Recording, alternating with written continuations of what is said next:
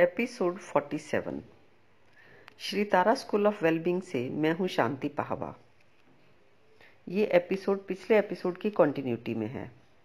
जैसा कि मैंने पिछले एपिसोड में कहा कि मन में ही परेशानी है और उसी परेशान मन में असफल उपाय भी हैं, और क्योंकि कोई भी अपना व्यवहार बदल नहीं रहा तो समस्याएं तो ज्यों की त्यों खड़ी ही रहेंगी।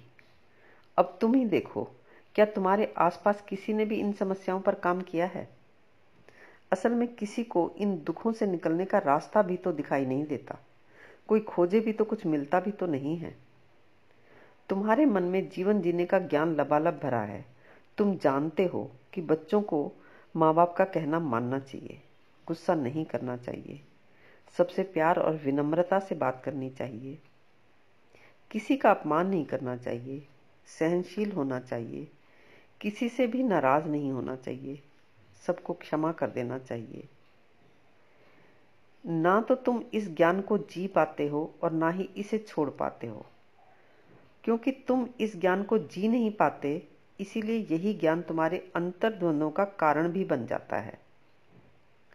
ये ज्ञान सभी के भीतर पूरी तरह से समाया हुआ है, और यही बातें तुम अलग अलग तरीकों से दूसरों को कहते हो और सुनते भी हो। और इन्हीं सुनी सुनाई बातों को दूसरों को कहने और सुनने में तुम मजा लेते देते रहते हो। जितनी देर तुम सुनते हो या कहते हो तुम्हें मजा आ रहा होता है।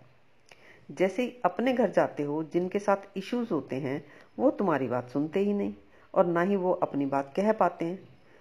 तो जो मसले उनके साथ थे वो तो सॉल्व होते नहीं, और तुम्हारे दुख झंझट वही के वही रह जाते हैं।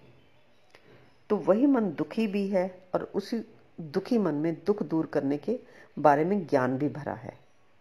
और मजे की बात यह है कि जिससे भी तुम उपाय चाहते हो, उससे भी तुम अपने उन्हीं तरीकों से ही उपाय चाहते हो। यानी तुम अपनी समस्याओं के उपाय तो चाहते हो, पर तरीका कुछ ना कुछ अपना भी चलाना चाहते हो, क्योंकि तुम्हारे मन में कोई ना कोई तरीका पहले से मौजूद है। यानी तुम्हारा मन दुख से भी भरा है और दुखों के उपाय से भी भरा है। तुम्हारे मन में दुख के उपाय के लिए कुछ अजम्पशंस हैं। चाहे तुम्हारे सारे उपाय असफल या काउंटर प्रोडक्टिव रहे हों, फिर भी तुम अपने जाने पहचाने तरीकों से ही उपाय चाहते हो। जैसे ही तुम्हें कुछ नया या कुछ अलग तरीका बताया जाता है, तुम्हें संदेह होने लगता है कि पता नहीं ये तरीका काम करेगा या नहीं, और तुम आधे अधूरे मन से काम करते हो। अब आधे अधूरे मन से बहुत सारे काम हो सकते हैं, जैसे घर का काम, बच्चों को संभालना, नौकरी करना, रिश्ते निभाना, मूवी देखना, एक्सरसाइज करना। पर बेमन से या आधे अधूरे मन से तुम्हारा मन यदि मन का पूरा आराम चाहे तो ये असंभव है, ये हो ही नहीं सकता। अब तक तुमने किया क्या है, सिवाय दूसरों को दोष देने के, उन्हें बदलने के प्रयास करने के, या उन्हें गलत सिद्ध करने की कोशिश करने के? तुम उन्हें दोष दे रहे हो, वो तुम्हें दोष दे रहे हैं। तुम उन्हें बदलने का प्रयास कर रहे हो, वो तुम्हें बदलने के प्रयास कर रहे हैं। तुम उन्हें गलत सिद्ध करने की कोशिश कर रहे हो और वो तुम्हें गलत सिद्ध करने की कोशिश में लगे हुए हैं। हालांकि ज्ञान तुमने ये भी पकड़ रखा है कि अगर सुख शांति से रहना है तो जो जैसा है उसे वैसा ही स्वीकार करो, किसी से कोई उम्मीद मत रखो। मगर ये सिर्फ ज्ञान के विचार हैं तुम्हारे पास, इन्हें ना तुम जीते हो ना छोड़ते हो। एक काम तुम और भी करते हो, वो ये कि समस्याओं को इग्नोर करते हो, अस्वीकार करते हो, या फिर खुद को व्यस्तता में डुबोकर मन को बहला लेते हो और समस्याओं को ज्यों का त्यों भीतर पड़े रहने देते हो।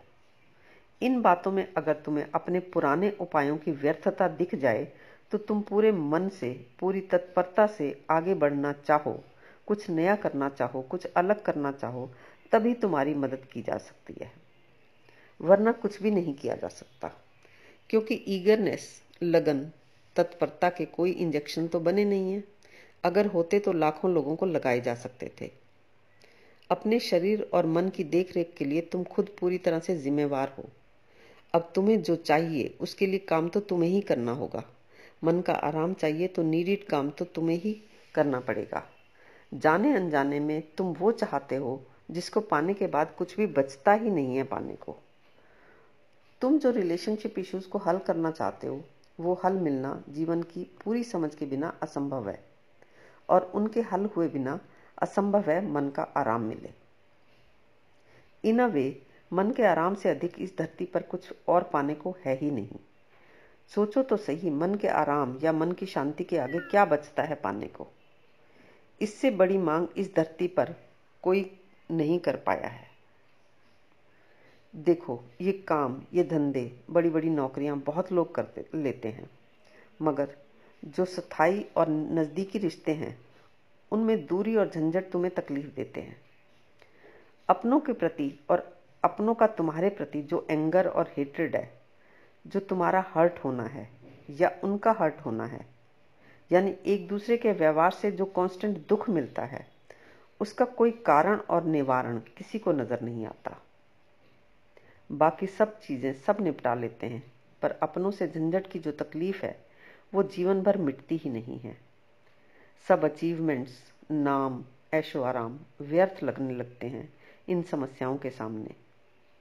यूं सरफेस पर तो सब काम धंधे, घूमना फिरना, औपचारिक संबंध, मनोरंजन सब चलता ही रहता है, पर तुम अगर ऊपरी सतह खुरच कर देखोगे तो भीतर दिखेंगे तुम्हें रिश्तों के दर्द, relationship issues, hatred, revenge, pain of distance, communication gap की पीड़ा। तुम पति से परेशान, पति तुमसे परेशान। तुम बच्चों से दुखी, बच्चे तुम्हारी टोका टाकी से नाराज। तुम सास ससुर की दखल अंदाजी से परेशान और सास ससुर तुम्हारे आजाद ख्यालों से परेशान। जरा सोचो, अगर तुम्हारे ये दुख मिट जाएं तो तुम घूमने फिरने का, मूवी देखने का, रिश्तों का, साथ का, पार्टी का, काम का, हर चीज का कितना मजा ले सकते हो। पर तुम्हें लगता है कि टाइम तो पहले ही कम है और करने को बहुत कुछ है। लेकिन अगर तुम ये जीवन जीने की समझ पा लो तो तुम्हारे हजारों हजारों घंटे बचने वाले हैं। कैसे बच सकते हैं ये हजारों घंटे, इसी के बारे में हम बात करेंगे अपने अगले एपिसोड में।